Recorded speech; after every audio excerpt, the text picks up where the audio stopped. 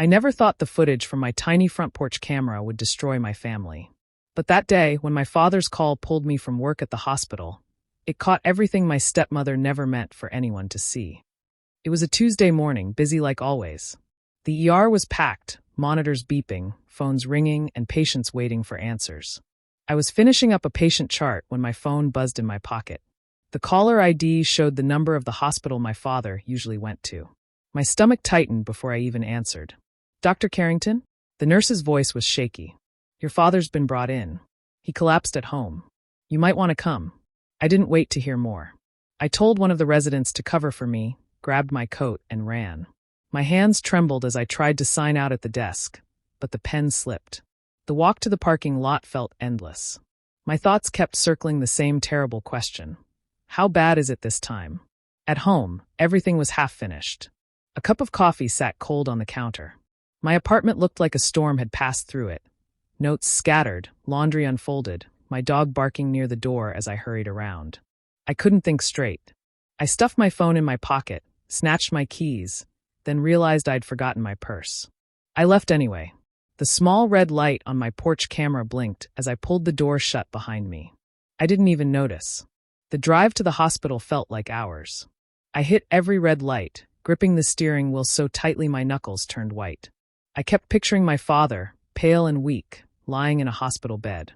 He'd always been so strong, so stubborn about taking care of himself.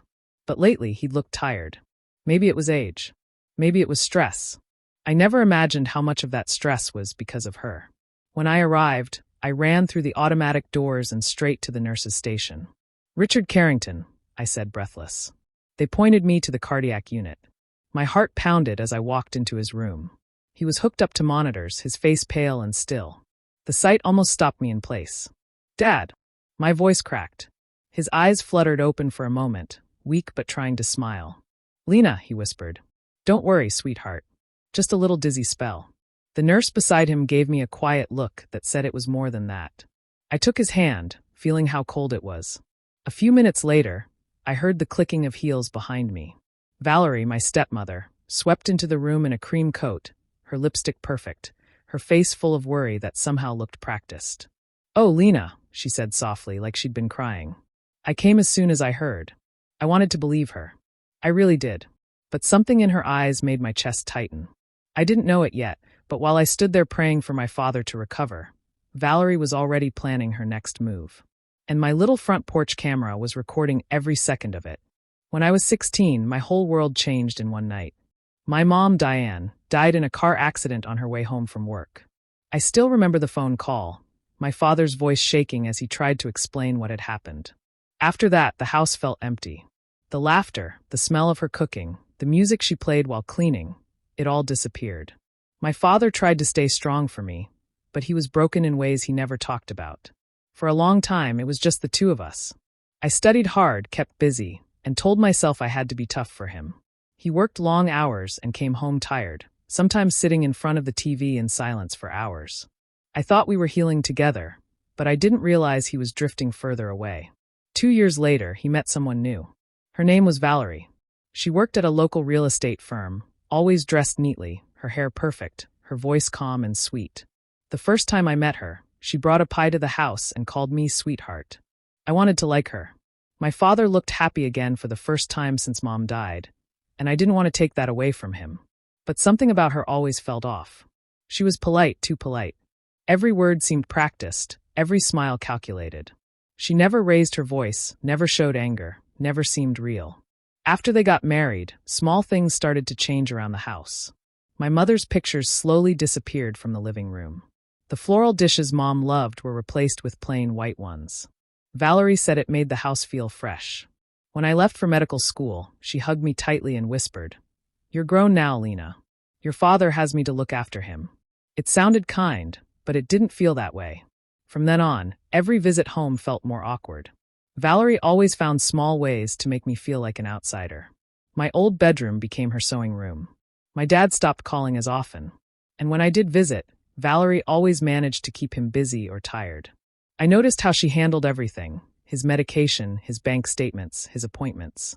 She said it was to help him, but it looked more like control. My father didn't seem to mind. He said she made life easier. I didn't argue, though deep down, I hated seeing how much power she had over him. As the years passed, we became more like polite strangers than a family. I buried myself in work, long shifts at the hospital, night shifts that blurred together. I told myself I was too busy for visits. Maybe I was avoiding seeing what I already knew. Valerie had slowly taken my mother's place, and my father let her. What I didn't know was that she wasn't just replacing my mother's presence. She was replacing her trust, her memory, and everything that was once meant to be mine. When I reached the hospital, the air felt heavy, filled with the sounds of machines and hurried footsteps. My father was in critical care, lying still on the hospital bed with wires and tubes attached to him. His skin looked pale, his chest rising and falling slowly under the oxygen mask. Seeing him like that made my chest tighten, but I didn't have time to freeze. Years of being a doctor had trained me to move fast, even when my heart was breaking. Valerie was already there. She was standing near the nurse's desk, crying loudly and waving her hands as if she didn't understand what was going on. Her voice carried across the hall. "Please, someone tell me what's happening to my husband," she said, her tone trembling but somehow practiced. One of the nurses tried to calm her down, assuring her that the doctors were doing everything they could. I walked straight to the attending physician and introduced myself. "I'm Dr. Lena Carrington," I said, showing my badge. "He's my father. Can I see his chart?" The doctor gave me a quick look of recognition and handed over the clipboard. I read through the notes, scanning his vitals and test results. His heart rhythm was unstable when he was brought in, but they'd managed to stabilize him. Still, his condition was serious. While I talked quietly with the medical team about his medications and the next steps, Valerie hovered close by, sniffing into a tissue and asking questions that didn't really matter. "Does the insurance cover this?" she asked one nurse. "Will he need to stay long?" "Because his policy." I turned and gave her a look before she finished. She froze for a second, then gave a weak smile and said, "I just worry about him, that's all." I went back to my father's bedside and touched his hand gently. It was cold but warm enough to give me hope. "Hey, Dad," I whispered, "you're okay. You're in good hands." His eyelids flickered, but he didn't speak. The monitor beside him beeped steadily. Valerie stepped closer, fixing her hair like she was about to pose for a picture. "He looks so fragile," she murmured. "I told him to rest more, but you know how stubborn he can be." Her voice had that sweet tone again, the one that sounded more for the room than for him. I ignored her and focused on updating the nurses. I gave them instructions to monitor his oxygen levels and notify me if his blood pressure dropped again. Valerie just stood there, clutching her bag, eyes darting between me and the doctor's notes. When visiting hours ended, I told her I would stay for a while. She smiled softly. "You've been working all day. Let me help you, Lena. Why don't I go by your apartment and feed your dog? I know you left in a rush." I was too tired to argue. "Fine," I said. "The spare key's under the mat." She thanked me sweetly, squeezed my arm, and walked out of the room. I didn't think much of it then. All I cared about was my father breathing through that mask. But later, when I checked that little porch camera, I realized her visit to my apartment had nothing to do with kindness. After 3 long days at the hospital, my father's condition finally improved. The doctor said his heart was weak, but steady now. I could finally breathe a little easier. I packed up my things, thanked the nurses, and drove home in the late afternoon. The sun was low, painting the streets in orange light, but I felt nothing but exhaustion. I just wanted to feed my dog, take a shower, and sleep in my own bed. When I unlocked my apartment door, something felt off. The air was too still, too quiet. My dog ran up to me, tail wagging, but there was a strange nervous energy in him. His water bowl was empty, which was odd since Valerie had promised to come by and take care of him. I walked further inside, frowning. My mail was scattered on the floor like someone had dropped it in a hurry. A drawer in my desk was slightly open, and a few papers were sticking out. I thought maybe I had left things messy when I rushed out, but the more I looked around, the more it didn't make sense. My keys were exactly where I left them, but a few small items on my desk were moved. My mother's silver pen, the one I always kept in the same spot, was missing. My stomach tightened. I decided to check my security camera, mostly to reassure myself. It was a small porch camera connected to my phone. I opened the app and scrolled back through the footage. The first few clips showed the mail carrier, a neighbor walking by, nothing unusual. But then I froze. There was Valerie. The time stamp showed the day after I had rushed to the hospital. She walked up to my door wearing sunglasses and a cream-colored coat. She looked calm, even cheerful. In her hand was a large tote bag. She bent down, reached under the mat, and picked up my spare key. My heart began to race. The footage showed her unlocking my door and stepping inside like she lived there. A full hour passed before she came out again. The bag she carried looked heavier now, its shape different.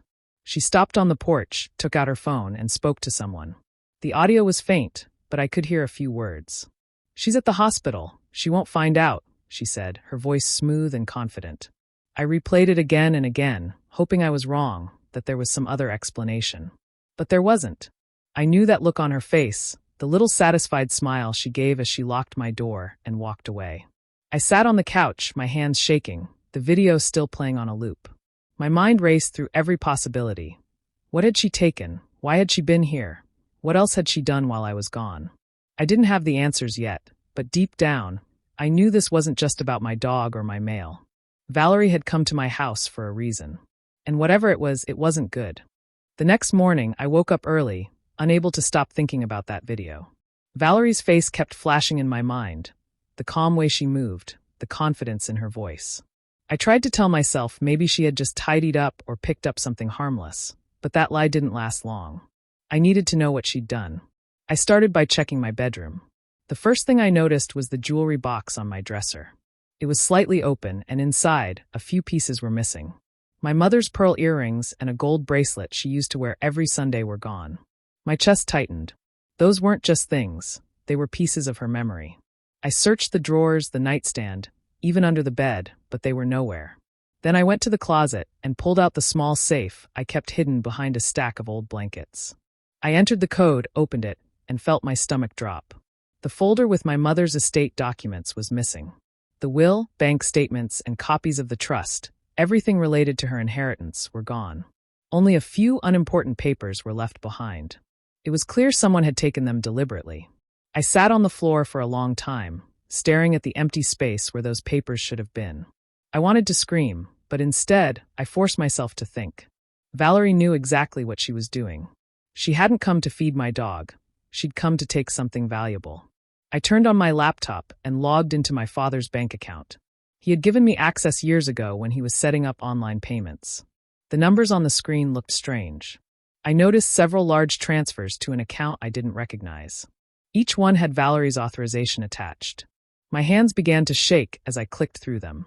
The amounts were big, 5,000 here, 10,000 there, spread out over months. The most recent transfer had been made just 2 days before my father's collapse. I scrolled further back and found even older records. Valerie had been moving money for years, always small enough not to raise alarms, but together it added up to tens of thousands. The name on the receiving account matched a company I'd never heard of, but something about it felt fake. It hit me all at once. Valerie wasn't just taking my mother's jewelry or old documents. She'd been draining my mother's trust fund, money my father had promised to protect for me.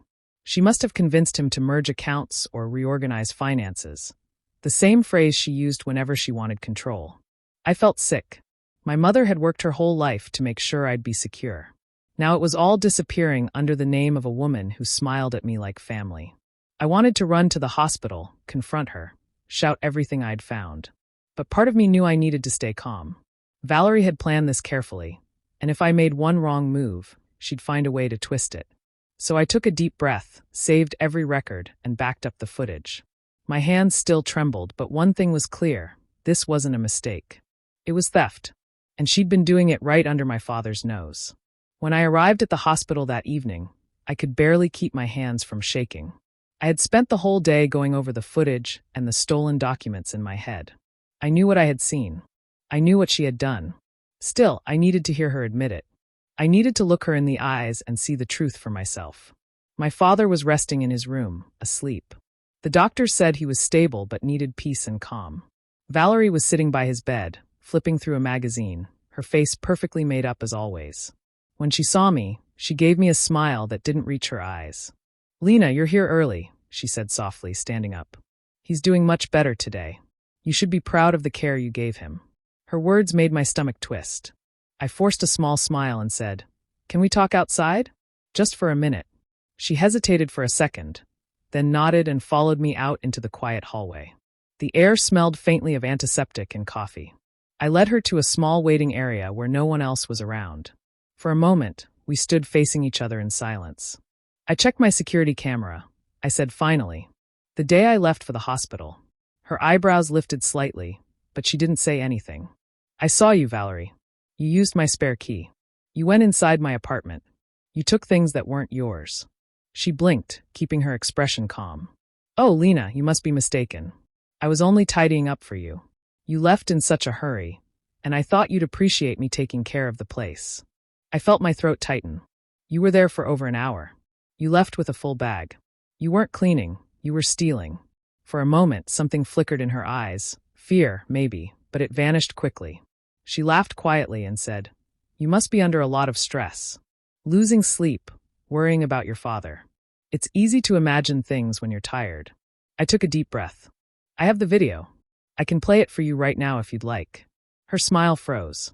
The softness in her face disappeared. She stepped closer, lowering her voice. "If you show him," she said, her tone suddenly sharp, "it'll kill him. Do you understand? His heart can't take that kind of shock. Are you really that heartless?" Her words hit hard, but not because they were true. They were a weapon, cold and deliberate. I stared at her, speechless for a moment. "You don't get to guilt me into silence," I finally said, my voice shaking. "You've been lying to him for years. You don't care about his health. You care about what happens when the truth comes out." She didn't reply. Her face was still, her eyes cold. I could see the anger building under her calm mask. I turned and walked away before she could say another word. My heart was pounding, but my mind was clear now. I knew what I had to do. I couldn't let fear stop me anymore. The next few days passed slowly. My father was getting better, but I could barely focus on anything except what Valerie had done. Every time I saw her walking down the hospital hallway, smiling politely at nurses, pretending to be the perfect wife, I felt my stomach turn. I knew what she was hiding behind that calm face. And this time, I wasn't going to let her get away with it. One night after my shift ended, I went home and turned on my laptop. I plugged in a small flash drive and copied every piece of evidence I had: the security camera footage, the screenshots of the bank transfers, and the photos of my empty jewelry box. I organized everything into folders, labeling them carefully. As I watched the progress bar fill, my heart pounded. It wasn't just anger now. It was determination. The next morning, I asked to speak with someone in the hospital's administration office. Dr. Patel, one of the senior physicians and a longtime mentor, agreed to meet me in his office. He was kind, with a calm voice that always made people feel safe. When I walked in, I told him everything about the camera footage, the missing jewelry, the stolen documents, and the suspicious bank activity. He listened quietly, leaning back in his chair, his hands folded. When I finished, he nodded slowly. "You've done the right thing by keeping evidence," he said. "But this isn't something you should handle alone. You'll need legal help."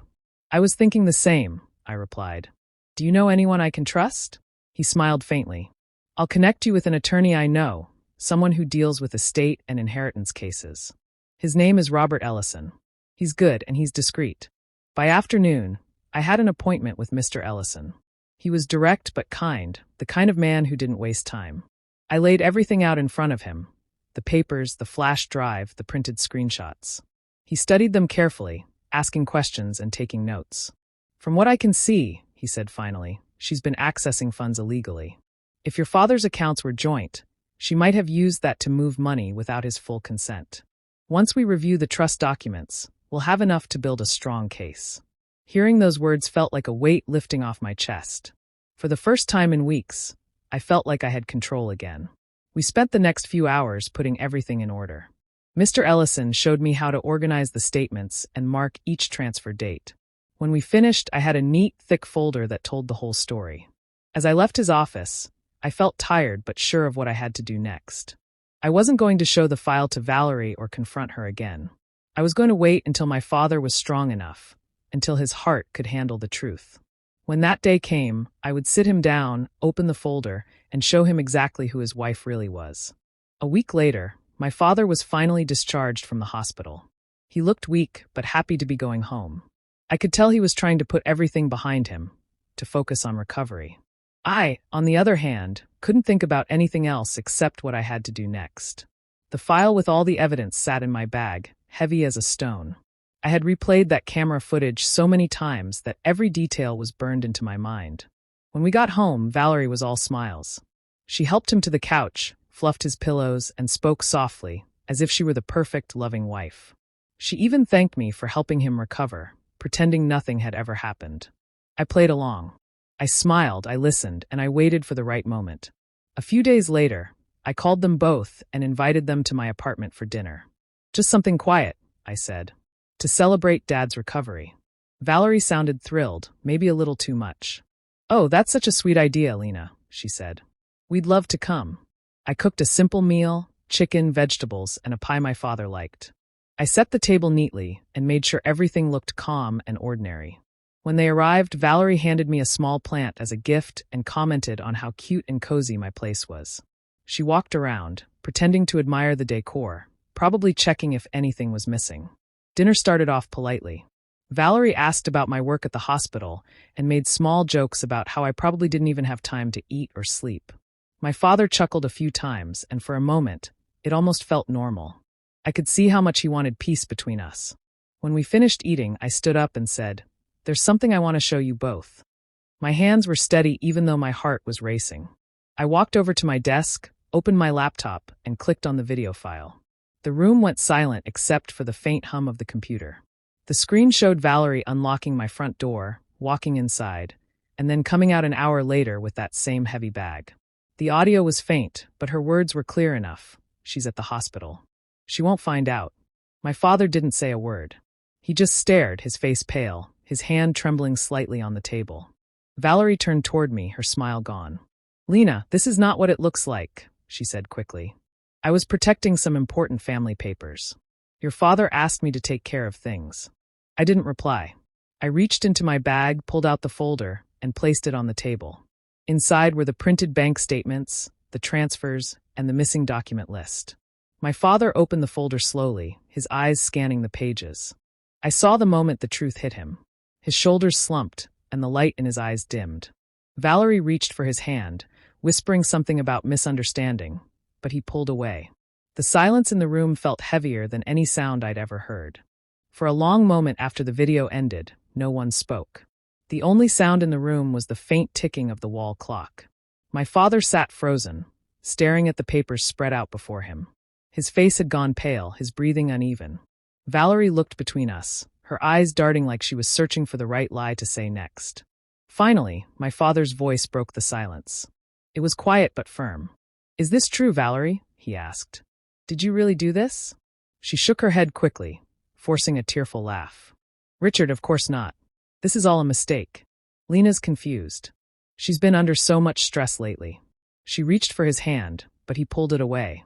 His eyes filled with hurt and disbelief. "Don't lie to me," he said louder now. "You went into her home. You took what wasn't yours. And these transfers, these are from my accounts." He pointed to the printed pages, his voice trembling. "How could you?" Her calm mask started to crack.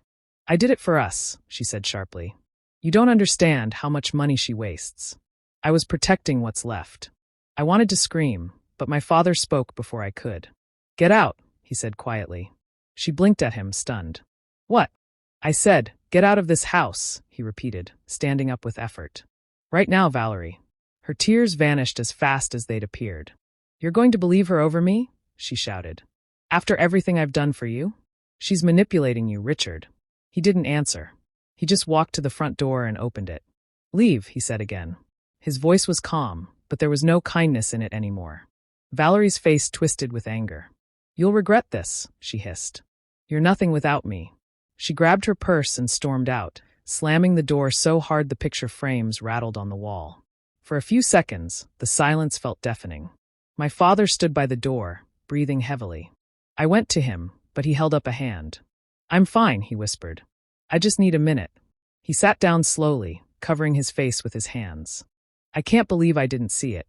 All this time, there was nothing I could say that would make it easier. I just sat beside him, letting him have the space he needed. A week later, he called me to tell me he had spoken to a lawyer. He was filing for divorce and had already contacted the police about the missing jewelry and the stolen funds. He sounded exhausted but sure. "I should have listened to you sooner," he said quietly. Not long after, word spread around town. Valerie's reputation crumbled. People who once praised her started avoiding her. Her real estate business began to fall apart.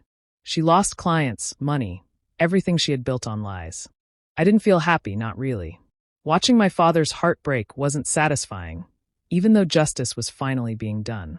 I felt proud that I had protected him, but deep down, I also felt sad. Betrayal never ends cleanly. It leaves behind pieces that can't be put back together.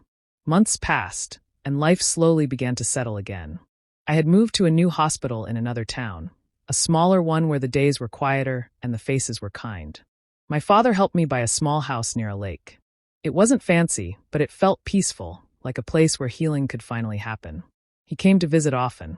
His health had improved since the divorce. He started gardening again, something he hadn't done in years. We would sit outside on my porch in the evenings, sipping tea while he told stories from before my mother died. For the first time in a long while, he looked like himself again. The sadness was still there, but it wasn't controlling him anymore.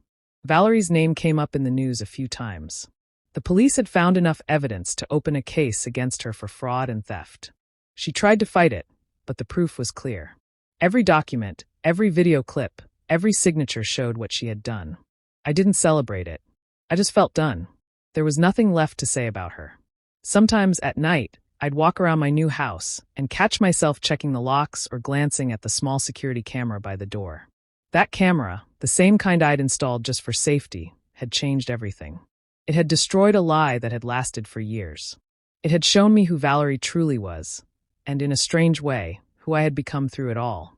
I'd learned that betrayal doesn't always come with loud fights or angry words. Sometimes it hides behind a soft voice, behind smiles that seem kind. It takes time and courage to see the truth, and even longer to heal from it. My father once told me, "Peace doesn't come from forgetting. It comes from knowing you did what was right." I think he was right. I still think about my mother sometimes, wondering what she would have said if she saw how things turned out. Maybe she would have told me to keep fighting for the truth, no matter how painful it gets. Now I finally sleep in peace. The camera caught the truth, but it also caught my freedom.